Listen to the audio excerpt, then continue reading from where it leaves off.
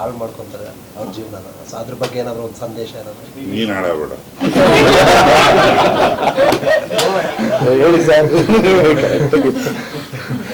ಹೌದು, ಸಾಲಗಳನ್ನ ಕಟ್ಟಕ್ಕಾಗದೆ ಎಷ್ಟೋ ಜನ ಮನೆ ಬಿಟ್ಟು ಹೊರಟೋಗೋದು, ಆತ್ಮಹತ್ಯೆಗಳು ಮಾಡ್ಕೊಳ್ಳೋದು, ಇವೆಲ್ಲ ಮರುಕಳಿಸ್ತಾನೆ ಇರುತ್ತೆ ಪ್ರತಿ IPL ಸೀಸನ್ ಬಂದಾಗ್ಲೂ ಸಹ. ಅಂತವ್ರಿಗೆ ಸೊ ಈ ಸಾಂಗ್ ಮೂಲಕ ನೀವು ಒಂದು ಟ್ರಿಬ್ಯೂಟ್ ಕೊಟ್ಟಿದ್ದೀರಾ, ಅಂತವ್ರಿಗೆ ಸೆಲೆಬ್ರಿಟಿಗಳಾಗಿ ಒಂದು ಕಿವಿ ಮಾತು ಹೇಳೋದಾದ್ರೆ ಏನ್ ಹೇಳ್ತೀರಿ ಸರ್? ನಮಗಿಂತ ಮುಂಚೆ ಸೆಲೆಬ್ರಿಟಿಗಳಾದವರು ಹೇಳ್ಬಿಟ್ರಿ ಫಸ್ಟ್.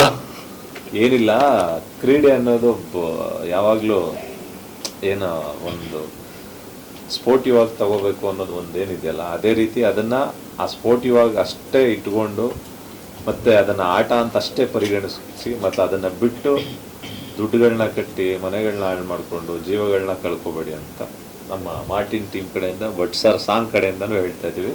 ಆಟ ಆಟದ ಥರನೇ ಇರಲಿ, ಹುಡುಗಾಟ ಆಗೋದು ಬೇಡ. ಸೂಪರ್, ಹೇಳಿ ಸರ್. ಹೇಳ್ಬಿಟ್ಟ ಹಿರಿಯನಾಗಿ. ನಿಮ್ಮ ಸರ್ ಹೇಳಿ ಸರ್, ನಿಮ್ಮ ಸ್ಟೈಲಲ್ಲಿ. ಅದು ಕುರುಕ್ಷೇತ್ರ ಕಾಲದಿಂದ ಶುರುವಾಗಿದ್ದೇ ಜೂಜಿಂದ, ನಮ್ಮ ಪುರಾಣಗಳ ಕಾಲದಿಂದನೂ ಹೇಳ್ತಾನೆ ಬಂದಿದ್ದಾರೆ. ಜೂಜು ಒಳ್ಳೇದಲ್ಲ, ಅದು ಒಂದು ಹಂತಕ್ಕೆ ಮಜಕ್ಕೆ ಓಕೆ, ಅದೇ ಜೀವನ ಆಗಿಬಿಟ್ರೆ ಜೀವನ ಉಳಿಯೋದೇ ಇಲ್ಲ. ಜೀವನ ಬೇರೆ, ಜೀವನ ಯಾವತ್ತು ಜೂಜ್ ಮಾಡಬೇಡಿ ಅಂತ ಒಬ್ಬ ನಾಗರಿಕನಾಗಿ ಹೇಳ್ತೇನೆ. ಎಲ್ಲ ಹೇಳಾಯ್ತಲ್ಲ ಹಿಂದೆ, ಆದ್ರೂ ಹೇಳು ಅಂತೀರಾ? ನಿಮ್ಗೆ ಒಂದು ನೀವು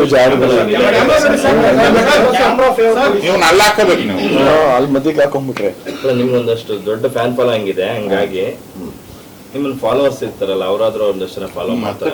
ಚೆನ್ನಾಗಿರೋದು ಇಲ್ಲ, ಜೂಜು ಅನ್ನೋದು ಮುಂಚಿಂದನೂ ಹೇಳ್ಕೊಂಬಂದಂಗೆ ಅದು ಒಳ್ಳೇದಲ್ಲ ಆ್ಯಕ್ಚುಲಿ. ಎಷ್ಟೊಂದು ಜನ ನಿಮ್ಮ ಫ್ಯಾಮಿಲಿಯವರೆಲ್ಲ ನಿಮ್ಮ ಮೇಲೆ ಡಿಪೆಂಡ್ ಆಗಿರ್ತಾರೆ, ಹೆಂಡತಿ ಮಕ್ಕಳು, ಎಷ್ಟೊಂದು ಜನ ರೋಡಿಗೆ ಬಂದುಬಿಟ್ಟಿರ್ತಾರೆ. ಸಾಕಷ್ಟು ಎಕ್ಸಾಂಪಲ್ಸ್ ಇದೆ. ಸೊ ಸ್ಪೋರ್ಟ್ಸ್ನ ಎಂಜಾಯ್ ಮಾಡೋಣ, ನೋಡೋದ್ರ ಮೂಲಕ ನಾವು ಅದರಲ್ಲಿ ತುಂಬ ಇನ್ವಾಲ್ವ್ ಆಗಿ ಇವನು 6 ಹೊಡೆದೇ ಹೊಡಿತಾನೆ ಈ ಬಾಲಲ್ಲಿ ತಗೋ 1 ಲಕ್ಷ ಅನ್ನೋದೆಲ್ಲ ಬೇಡ. ಸೊ ಈ ಜೂಜ್ ಅನ್ನೋದನ್ನ ಸ್ವಲ್ಪ ಸ್ಟಾಪ್ ಮಾಡಿದ್ರೆ, ಸ್ವಲ್ಪ ಏನು ಕಂಪ್ಲೀಟಾಗಿ ಸ್ಟಾಪ್ ಮಾಡಿದ್ರೆ ಎಷ್ಟೋ ಫ್ಯಾಮಿಲಿಗಳು ರೋಡಿಗೆ ಬರಲ್ಲ. ಆ್ಯಂಡ್ ಅಷ್ಟೇ, ಇನ್ನೇನು ಹೇಳಲಿ. All the best.